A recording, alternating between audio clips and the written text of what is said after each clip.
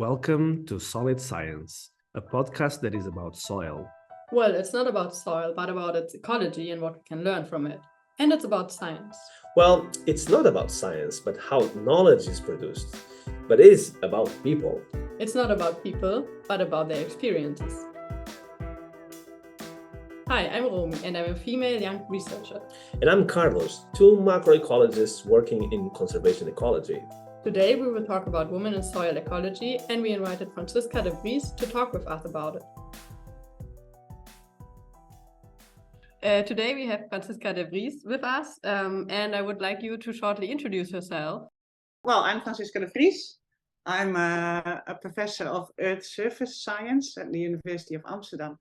I'm an ecologist, a soil ecologist. My research focuses on how ecosystems respond to global change, mostly climate change, and the role of plant, soil and plant microbe interactions in that response and the consequences for the functioning of the ecosystem. And I seem to be continuously battling for a good representation of women in science, and actually not just women in science, but actually a better representation of society in academia, and so more diversity and equality and inclusion in our research environment via a variety of ways, really. Yes, exactly. And one way that we heard about is the 400 Women's Initiative. So 500. 500, right. So that would be the first question. Why 500? Oh, well, that originated when Trump was elected in the US as president. And a group of people were very upset because he is sort of promoting, is, I suppose, both anti-science and anti-women and, actually anti-diversity rhetorics. And I was very upset, and I think I wrote something, and then Kelly contacted me and she said, do you want to write this letter, this petition with us, where we as scientists sort of stand up against these rhetorics and the fact that Trump became president, and we form a network, and that was called 500 Women Scientists because we initially wanted 500 signatories, and then that grew quite big. That grew into like a worldwide network of women scientists, and then a proper organization. The organization that it is now, that actually I'm not involved in at the moment. Sure, but you already answered the question, but maybe you can formulate it again. Why do you thought it was necessary at that moment to create, or maybe why it was necessary to establish such an initiative and such a network? I mean, sending the letter was probably the first step, but then get bigger soon. Well, yeah, also actually just to promote, to give women in science a voice, and also actually a big drive of that network was that we were angry, and that was just, we needed to stand up and be a voice in this sort of continuous sort of marginalizing of certain groups, in particular in the America by Trump. And so there was a lot of urgency and anger, and actually that also was why eventually I got a lot less involved, because it was really urgent in the US, because there was this urgent problem with this guy being in charge, and we tried to set up a European chapter, and that was not so easy, because there was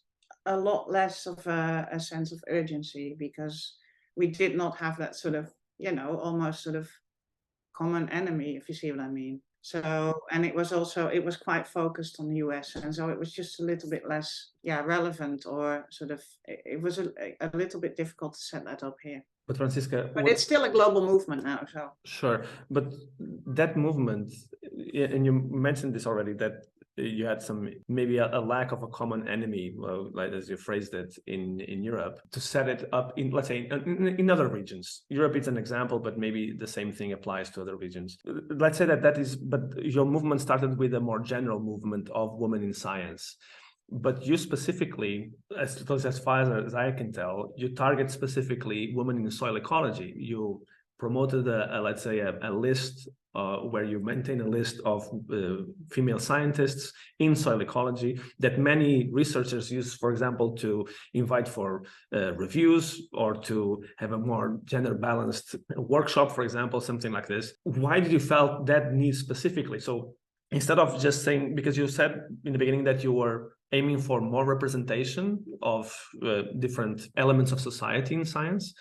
So why did you felt that it was so important for you to specifically target in soil ecology women? Well, yeah, because we still actually see less representation of women as, you know, speakers, reviewers, editors.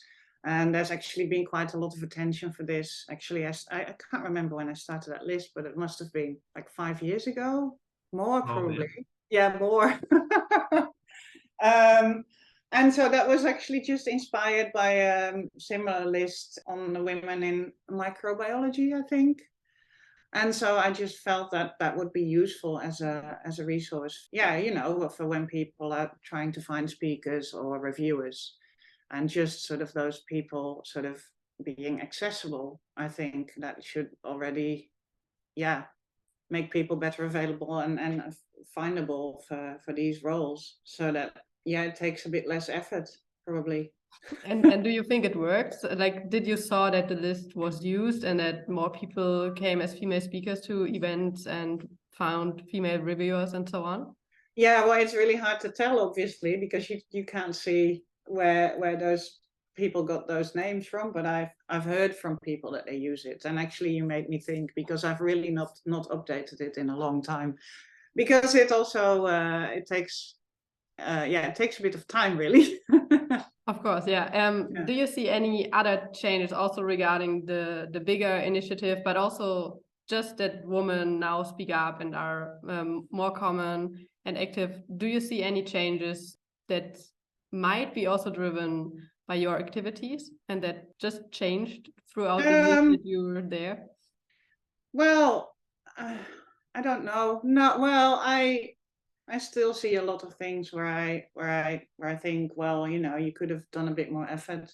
You could have actually looked at your author list or your big collaborative network, and you could have thought, well, this doesn't look very representative, or this doesn't include that many women, or this doesn't include that many, you know, people from the global south or whatever. So I see a lot of these things, and I wonder, actually, you know, it's I have the impression that a lot of people also sort of think, well, now, you know, it's fine now.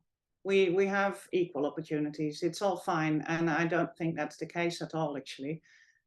So maybe people just got a little bit complacent too. And I certainly see that in the Netherlands, where everyone thinks that we have such an equal society and everyone has equal opportunities. But honestly, the sort of the assumptions about how women should be, what they should do, you know, how they should act, they are deeply ingrained.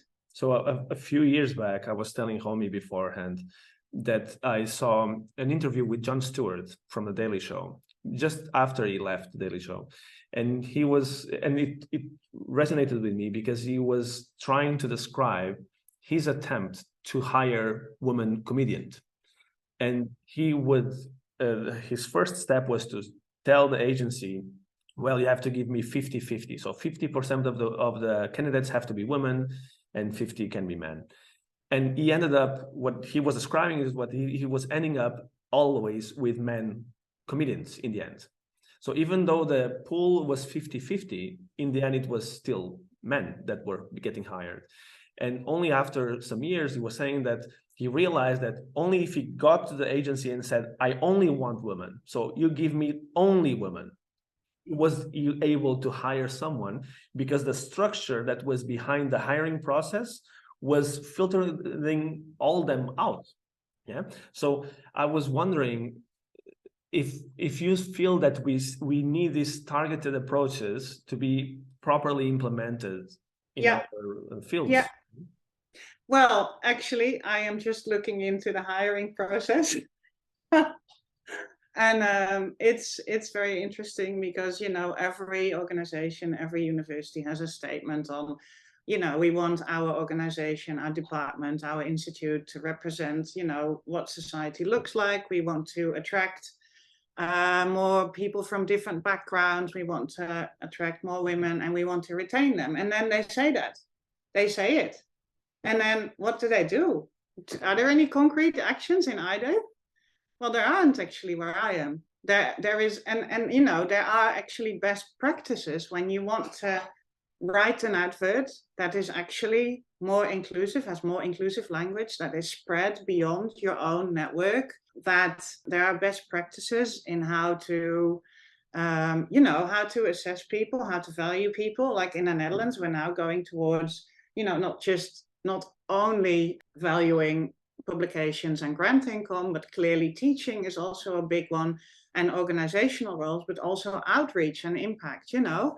And so we say that we value these things, yet when we write an advert, what do we write about? We write about publications, grant income, and teaching. And that's it. Like, we need to explicitly also include other forms of scientific output of, you know, your job as an academic. That's not the only thing. And so that's, but there is no guidance on this process. I've just been looking into this, and in my organization, like, we say that we want to, you know, have a diverse organization, but there are no guidelines, there's no support for how you actually do this. And so people end up recruiting just in the same way, following their own sort of embedded patterns, and ultimately hiring people that are just like them.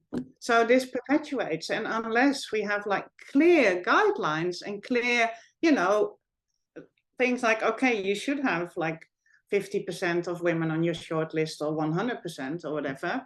Like, you should interview in such a way, you should ask about these other things. You should not only assess candidates on, you know, their publications and their grant income. You should not only look for these specific qualities in candidates. Unless we make this very clear and we make clear guidelines, nothing's going to happen.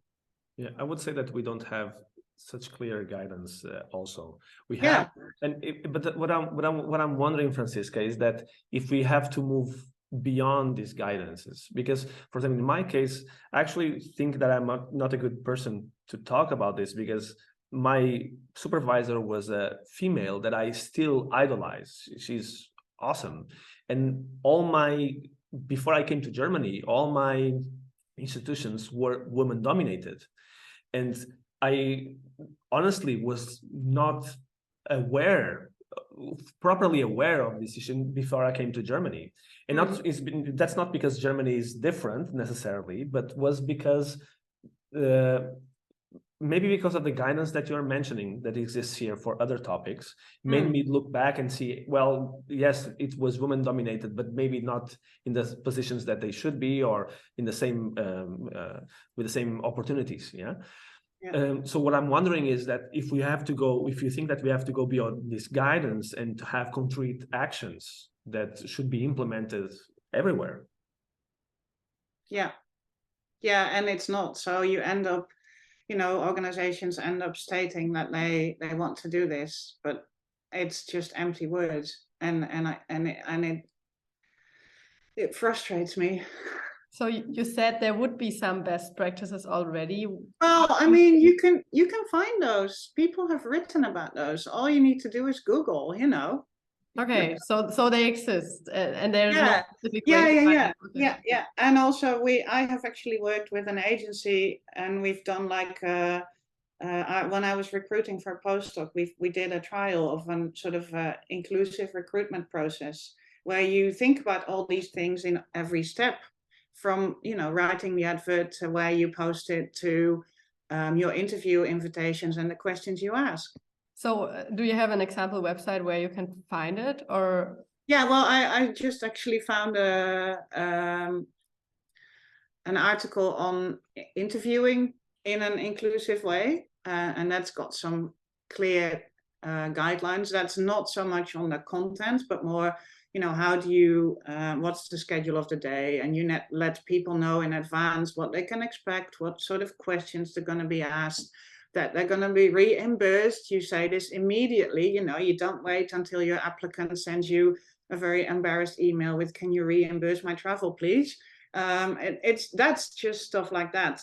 But then actually, I think it needs to be included in every step. So not just in sort of those practical stuff, but also in, writing the advert and what are you looking for in a department? Because, it's obviously you need to be able to publish and do science and get some grant funding, but you don't want like a bunch of people who are, extremely good at publishing Nature papers and getting loads of money and all want to do that. I think in a good group and in a nice organization, not everyone has to have the same role. So why are we assessing everyone on those characteristics? I mean, we can also have people who are very happy working in a team and contributing to a specific part of the process. I'm very good at a specific technique or the stats or the bioinformatics. And why can they not be a collaborator? Or, just why are we not diversifying more what we're looking for? Because if everyone's the same, then we're never going to get a diverse team or a diverse organization. But you mentioned something that I consider to be a step before all of this, because you mentioned this aspect of strategic thinking about your organization. So how your institution wants to be perceived outside of their walls, basically. So have you done work on that, or what can you? Well, so I've recruited for postdocs and PhDs and technicians in the past sort of year. And I, in my lab group, I actually discuss, clearly you've got a project description, you know what you're going to do, you wrote a project, it's got funded, so there are certain things that these people just have to meet, certain criteria. But beyond that, that's generally quite broad, but beyond that, there is a lot of flexibility. So what I like to do is in my lab group, discuss, okay, so what do we value? What skill do we miss in the group? Like, for example, within that job description, can we look for someone who's like really good in the bioinformatics too? Or can we look for someone that can do something different that we currently don't really have in the group? And clearly we also look a bit at the group demographics. Like, do we have like, well, actually we have quite a lot of women, so we sort of like, maybe we should hire some men, but but it's before you actually write the advert, thinking about, what do you value in the group and what do you value in a person? And in a group member, I also value someone who actually contributes to an inclusive and supportive lab environment. So you can ask them about this. So what I like to do is I like to ask them, how do you see yourself in, like, what's your perfect research group in terms of culture, and how do you see yourself in such a group, and what is your role to contribute to that group? I ask people this, and their thinking, I think, is very important. I agree. In my opinion, what people are usually looking for, and also if you want to process in academia, is this all-rounder, so a person that can do everything, where you don't look for specific values.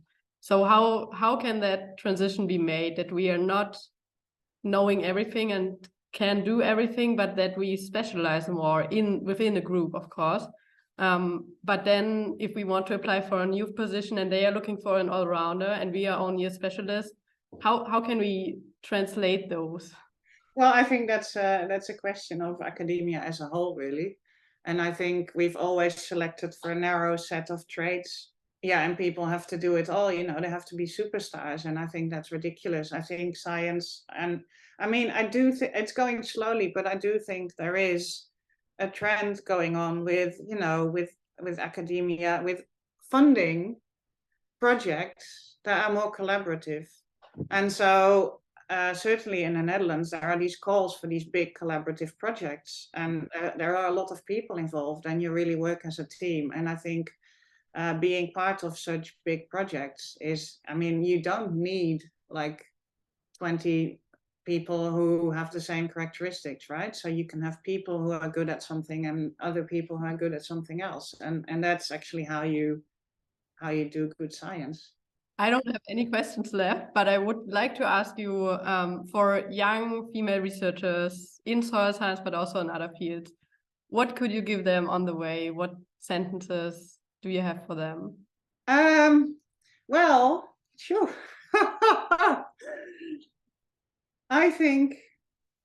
Find a place where you feel like, where you feel supported and where you are supported to do good science, and find people that you can work with and that value you.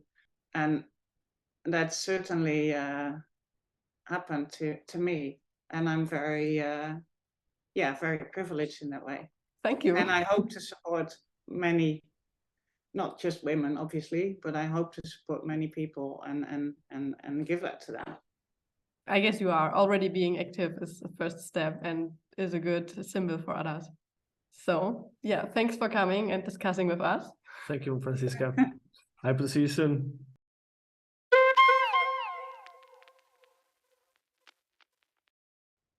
So, Homi, how did you like this experience? It was great to hear all of that. And also that she's still struggling. I think that's something really important because it, again, pushes this topic up. So what she mentioned about people think it's done now. We talked about it and now it's done. It's not the case. So I think that she's still active and that there is this initiative and this list brings it up again to the agenda. And what I take out of it from myself is that I will check these best practices that she mentioned to see what, especially in our group, but also in our institution, what is going well and where we can maybe add these guidelines that are missing so far to hold everything that we promise in these statements with gender equality and so on. Yeah, but I'm actually still stuck a bit with this difference between giving guidance, because I actually think that we have similar, if not similar, in the same direction type of guidance. But and we are in an institution that has 36 nationalities, so we are not necessarily in a place where diversity could be seen as an issue. Yeah. So, but I still think, even with all of that, and with all the guidance and everything, I still think that without concrete action, without specifically thinking about this in an active way and putting in place measures to that, I think it's going to be still hard. I think you're still going to find a mismatch between the guidance, what the intention of the guidance is, and what our practices are. So what you mean is that we still need that monitoring, that the practices would also be implemented. Yeah, because she mentioned one thing that I found quite important. When we asked Franciska if she could, we didn't say quantify, but I'm going to use this word now. So if she could quantify the impact of her actions, she said no. We don't have a way. I know that people use this, but I don't have a way to track this. And I think that we also don't have that here. So if I ask anyone, did your guidance work in any specific way? Give me numbers. I don't think that we will be able to get them. Yeah, and I would disagree. We don't need numbers. And sure. Yeah, I mean, the thing we need is how people feel and experience something. And it's the thing we cannot measure in numbers. And even if we ask people, they always have a supervisor, they always have limitations, so they will never really express their feelings. But if we reach that someone doesn't feel unfairly treated, then we have reached our goal. So we don't need to have a number for that. It might not be the case that we have equal women and men in leader positions. That might not be the goal, because at some points, maybe there are by chance more men or more women that are fitted for this position. But we need this equality that it's in place, so that there is no imbalance in how they are treated. And that's something it's hard to measure. And you can guarantee it with guidelines if they are fulfilled and agreed. They have to be somehow measured, that they follow it. But I don't think that you can ever express that change in numbers. It's just personal communications that might bring it to you. I agree. I don't disagree. Thank you very much. see you next week, next Yes, month. that month. Yes.